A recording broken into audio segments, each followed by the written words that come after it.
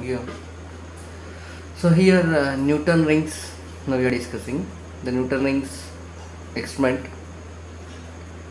So by this we can find out the wavelength of given source of light. So here we are taking the monochromatic source of light. From there the light rays are coming here, and they are coming here. After that, it is the glass plate which is kept at 45 degrees. It is instanting on the glass plate. Later it is reflected back into the downward direction. This light rays are instanting on plano-convex lens. Okay, some part of the light ray is going to be reflected back by the surface of the plano glass convex lens, and some part of the light rays entering into the bottom of the plano convex lens. Then one is reflected ray and refracted ray.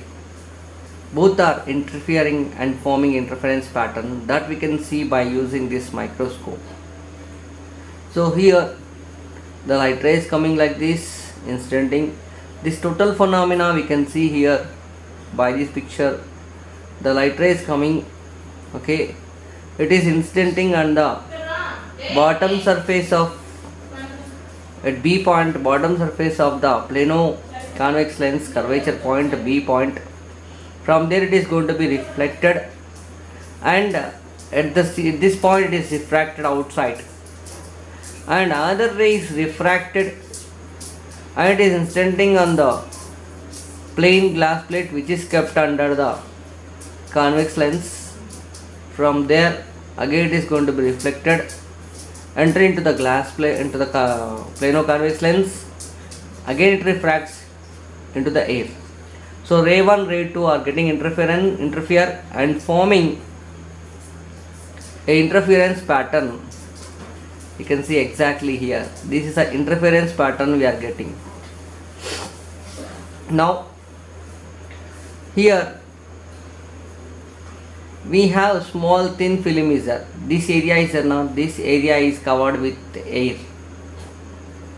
Between the plano convex lens and glass plate some area is there.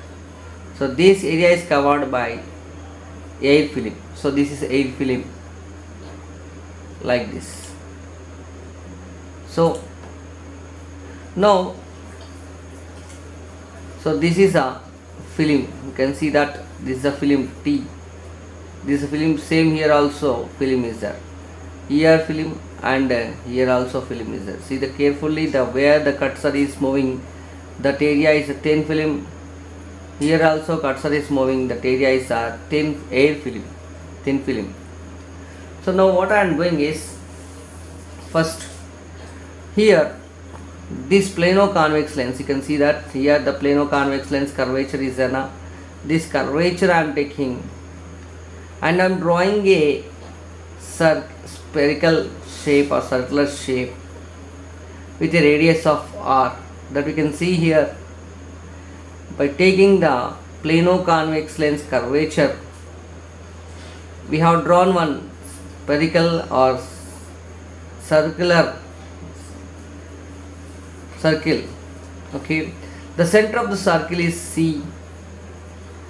Okay, from the C point to end of the plano convex lens O, that distance is radius of the circle. This distance is radius of circle, and this distance is radius of the circle. Now here the film size, here air film is forming. This is the thickness of the air film is T, and here also air film is forming. This also thickness T here in the gap. Now from this T to this is called B point and this is called A point. At the center from the B to A, if I draw a line, this is intersecting the radius at N point. At this point it is intersecting. So here we have to know from N to B is smaller, N to A is smaller. That is given here. So we can see the from the property of circle NA and NB means NA and NB. So NA is R, NB is also R. So NA R, NB is also R is equals to ND, so NO into ND. You can see that this ND, this ND and this NO. So NO into ND we got. So Na is R written, already written this. NB is also written as R. NO, see this NO, this NO will be equals to thickness of the air film. So T we have written here, this is a T which is belongs to NO, the T is written here, into ND, this is ND. So ND means what? From this point to here I want, up to here only. To that one what we are doing? We are taking total curvature radius R, this R plus this R. So R plus R, 2R, that is why 2R here written, minus thickness if you remove, then you are getting ND. So this thickness we are removing from 2R. From the total value of this 2R we are removing NO, which is called as the thickness T. So 2R minus T. So R into R, R square, T into 2RT. So I can write, if I open this bracket with T, 2RT minus T square. Here T square, T is small, that's why T square will be neglected. So R square is equals to 2R as it is, T as it is. This T square is neglected. Then according to this equation, T is equals to R square by 2R. See that T is equal to R square by 2R by doing cross multiplication. For bright fringe condition, this 2T value, because light ray is traveling from N to O, again O to N, 2 times of T thickness of film it is traveling, which is giving interference pattern. That light ray is traveling N to O and O to N, like this 2T distance it is traveling. So path difference is equal to 2T is equals to get bright fringe is equal to 2n minus 1 into lambda by 2 here. So T is equal to already we got R square by 2R, small r square by 2 into capital R. So 2 as it is, R square by 2R is equals to 2n minus 1 into lambda by 2 into lambda by 2. So R square is equals to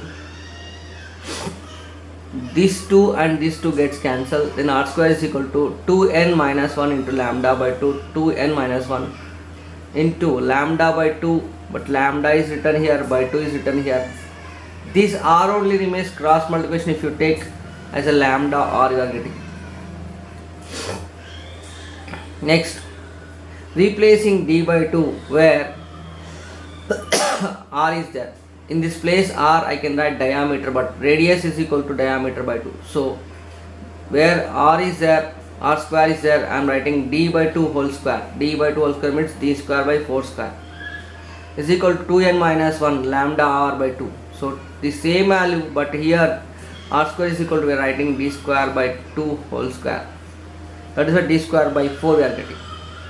Then if I do it 2 2 ja means d square by 2. So d square is equal to what happens, 2 in 2 lambda R. So 2 lambda R into 2n minus 1. This 2n minus 1 as it is written here. Like this, the condition for dark fringe, if you apply, then you are getting the fringe width of the bright fringe. The fringe width of the bright fringe depends upon 2n minus 1. So it is a constant. So if I write it is constant, then the proportionality symbol comes. D is directly proportional to 2n minus 1. So 2n minus 1 means odd number of number. So diameter depends upon odd number of the circle. Now for dark fringe, if I take this 2t, here you can see that again this N2O and O to En light rays traveling 2 times of t, that is why path difference is equal to 2t is equal to n lambda for condition of dark fringe. So then what happens, t is equal to into t is equal to r square by 2r. Already we got it just now, already we got here this t value. This is substituted here in the place of t, here it is substituted r square by 2r is equal to n lambda. Then so here whatever 2 gets cancelled, r square by capital R square by small r square by capital R square is equal to n lambda. Then r square is equals to what, n lambda r. So n is a constant and lambda is a constant, r is a constant, so n is a variable. So d square is equal to, so if I write in the place of r square d by 2, then d square by 4. Then if I take cross multiplication, what happened, d square is equal to 4nr. So d is equals to, what happens, 2 into 4 means 2 square, so root comes out from the root, so 2 into n lambda r. Okay, then n is a constant, lambda is constant, and 2 is a constant. Sorry, lambda is a constant, r is a constant, and 2 is a constant. So n is not a constant. So d is directly proportional to natural number of the fringe diameter depends. Dark fringe diameter depends. So here for further derivation, we know that d n square is equal to dark fringe condition, because here you can see that between the two dark fringes, this and this, between these two white fringe is coming. This white fringe is present between the two dark fringes. So I am taking higher dark fringe as a dn and lower dark fringe as a dm. So for this condition, for this place, if I write the formula of dark fringe, then dn is equals to d square n is equals to 4r into lambda r, 4n into lambda r. dm is equals to, similarly dm is equals to 4m into lambda r. So dn minus dm is equal to 4 into m minus 1 into lambda r. So lambda is equal to d, this lambda only I want.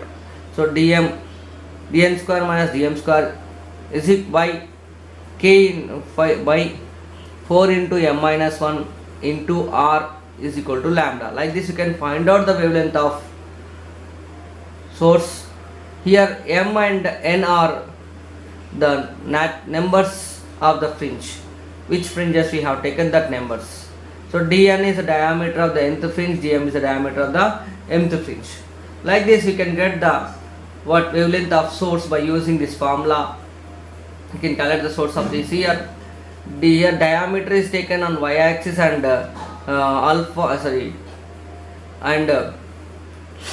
fringe number is taken on x axis. Then you are getting a line along this like this. So this is dm, this is dn. So dm minus dm square minus dn square by 4 r, 4 n minus m into r. That is a formula for measuring wavelength of source, given source. It is called Newton's experiment. If you know wavelength, you can also find out radius of this value. So like this you can do it.